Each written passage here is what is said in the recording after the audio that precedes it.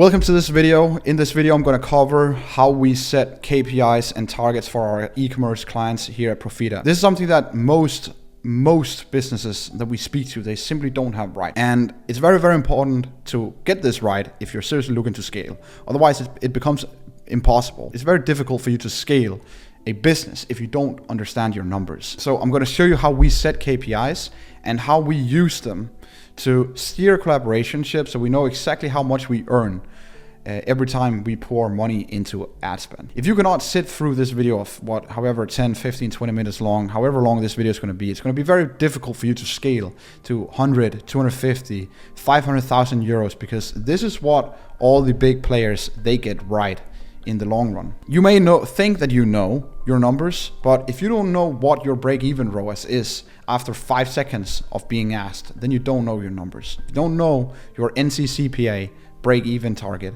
after 5 seconds of being asked, then you don't know your numbers. If you don't know your average gross profit, then you don't know your numbers.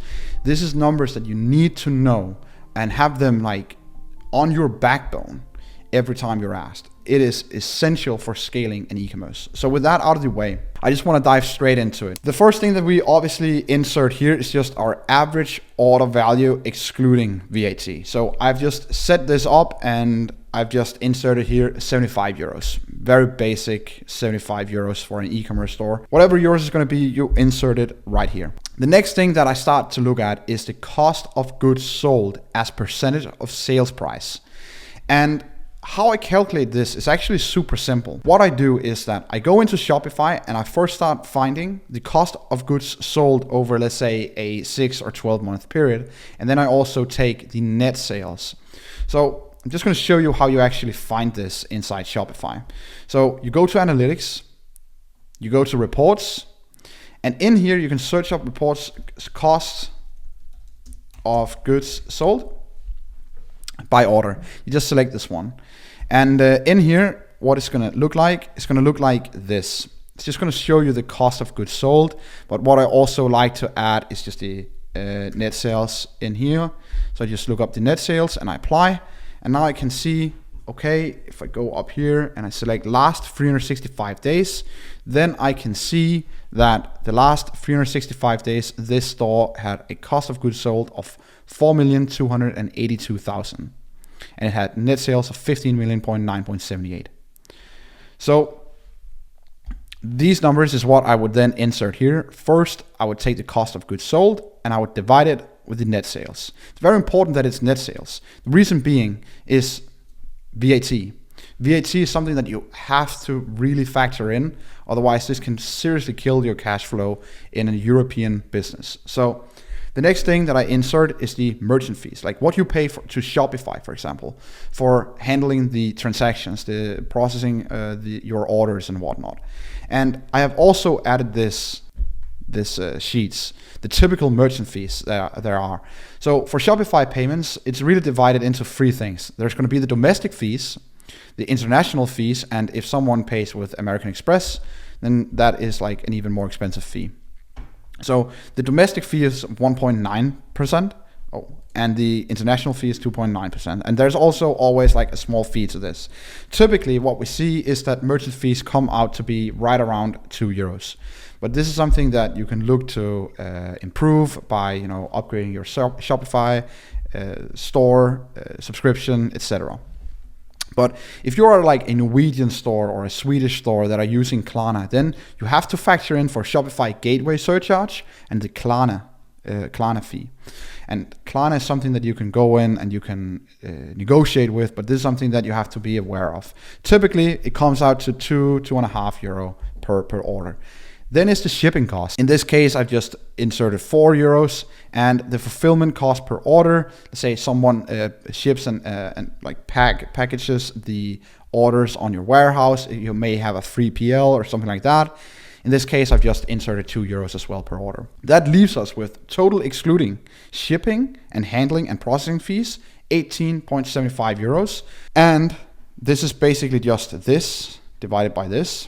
And you have 18 euros. And that leaves us with the variable cost per order at 26.75.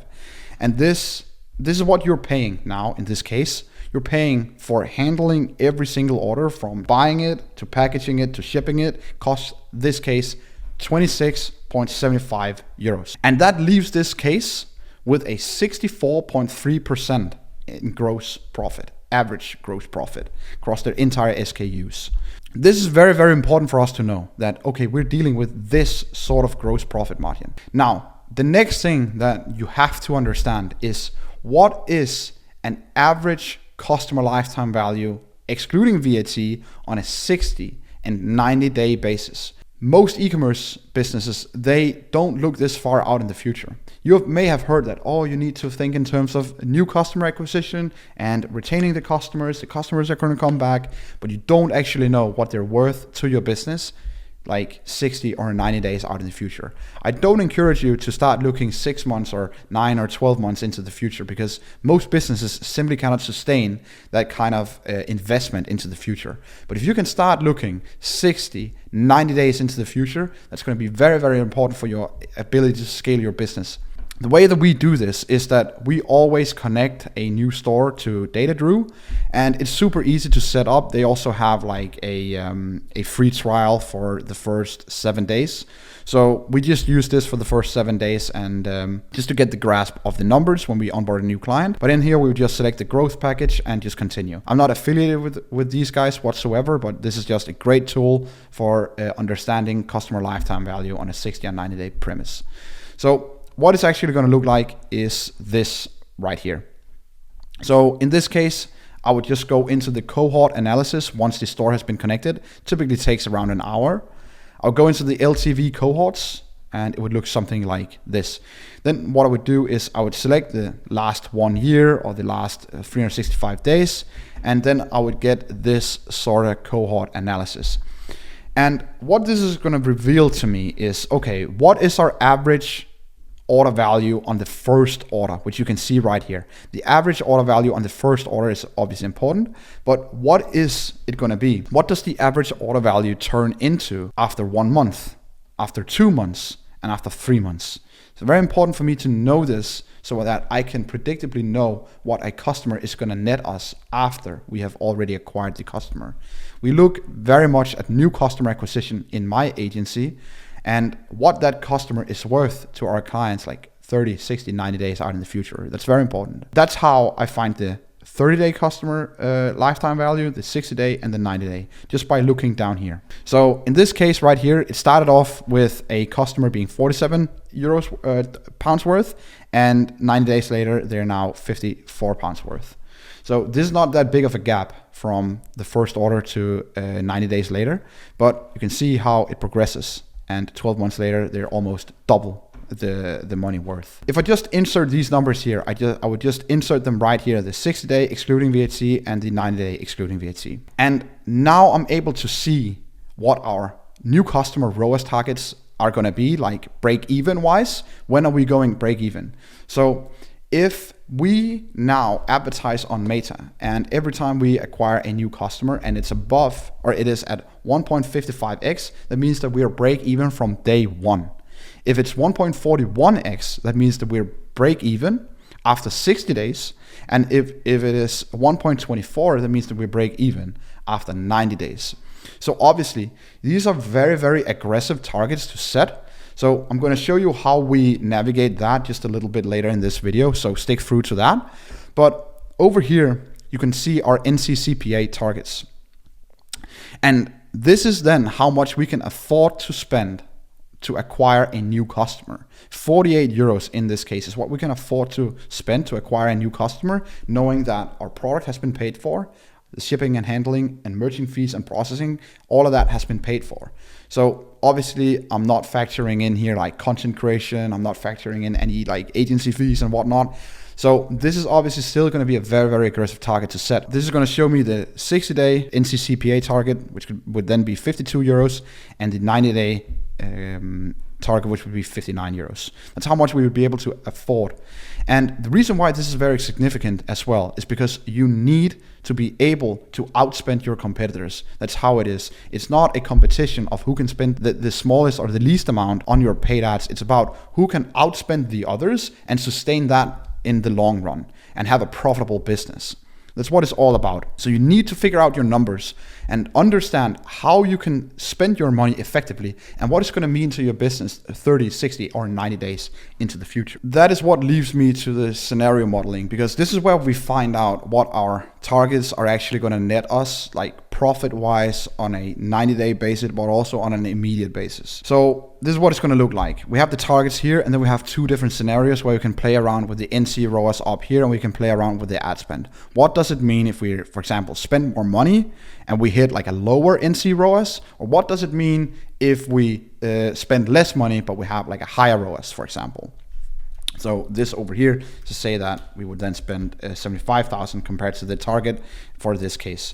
So I'm going to get back to the scenario playing around in just a second. But in this case, we would have an NC ROAS of 3x. We would have an ad spend assumption of 100,000 euros. And we have our gross margin from before of 64%. So the revenue, including VAT here, if we hit our NC ROAS of 3 with 100,000 ad spend, is 300,000 euros. We know that our cost of goods sold are then going to be 107,000 euros based on the calculations that we did earlier. So that leaves us, or you minus the 100,000 in ad spend to the 300,000 and the 107,000 euros in cost of goods sold and plus shipping and handling. We are left with 93,000 euros in profit month one, including VAT. That's a 31% profit margin. And excluding VAT, that means 74,000 euros for this client, month one profit, excluding VAT. Then there's all these other kind of costs like agency fees and whatnot. But now what is interesting to look at is the 90-day customer value, including VAT. So we had that from previously. I've just taken the number up here and I have, because this is excluding VAT, I've just multiplied it with 1.2. Depending on the country that you live in Europe, the VAT is going to be different. So be aware of that. But other than that, in this case, I've just factored in 1.2. So the 90-day customer value, including VAT, in this case is 110 euros. And that means that over a 90-day period, the customer value total revenue, like this up here, will have increased to 368,000 because we know that the customers are coming back. The customer value profit is now going to be 136,000 euros, including VAT, and the customer value profit excluding VAT is going to be 109 euros. So the difference in the month one, this is going to be very significant for your business. The difference in month one versus 90-day customer value profit, excluding VAT, is going to be 34,997 euros. So after the first month has gone by and 60 days later, so 90 days in total, the store will have generated 34,997 euros extra from these customers generated. And it is when you start to factoring in this kind of stuff that you can start to scale more predictably. Because most businesses, they are either stuck in one or two situations. They either don't spend the right amount of money or they are underspending. Like they're either overspending or they're underspending. Like so many businesses, they don't find that sweet spot based on their targets and their numbers right here. So I really hope that you got value from watching this video and that you can use the way that we have set up this KPI calculator, the new customer break-even points and CPA targets, as well as the scenario modeling, because this is so extremely important to get right when you are trying to scale your e-commerce store and you're operating with like a set budget. Like you cannot just go out and blow money mindlessly. You need to know your numbers like you would when you have inserted them in a KPI calculator like this. So let me know. You can message me on Instagram. Just DM me on Instagram. Make sure you follow me and I'll send over this this KPI calculator to you so that you can go ahead and you can just adjust to your situation. But I really hope that you got value from the video, and make sure to subscribe and follow if you did find this video to be valuable. Have a nice day and bye bye.